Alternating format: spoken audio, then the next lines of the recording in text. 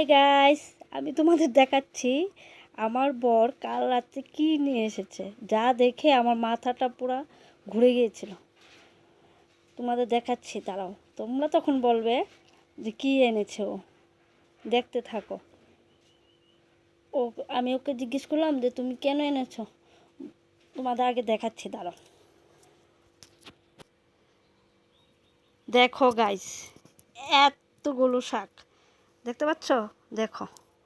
আমি ওকে বললাম যে তুমি কেন এনেছো এতগুলো, দেখো, এই দেখো কতগুলো, কে খাবে এতগুলো? আমাদের বাড়িতে কতজন লোক আছে? 3জন, আমি, আমার মেয়ে বর্ষা আর ও। এতগুলো শাক কে খাবে? ও বলছে জানো, একজন ভদ্রলোক বসেছিল, উনি বয়স্ক লোক, তো ওনাকে দেখে আমার মায়ে হয়ে গেছিলো, বৃষ্টি আসছে, শুধু শুধু এটি নিয়ে বসে থাকবে, এই জন্য আমি সবগুলো কিনে নিয়ে এসেছি। আমি বললাম তুমি উনাকে দেখে তোমার মায়া হলো, আমাকে দেখ, আমার কথা তুমি ভাবলে না? এই দেখো, এই দেখো কি অবস্থা, দেখো যা এনেছে না পুরা পাড়াকে খাওয়ানো যাবে। এই দেখো এরকম 3টে এনেছে, দেখো। আমি বলছে ফ্রিজে রেখে খাবো, শুধু শুধু ওনাকে কেন কষ্ট দেবো? ও আচ্ছা, ওনাকে কষ্ট দেবে, আর এখন যে আমি কষ্ট পাবো?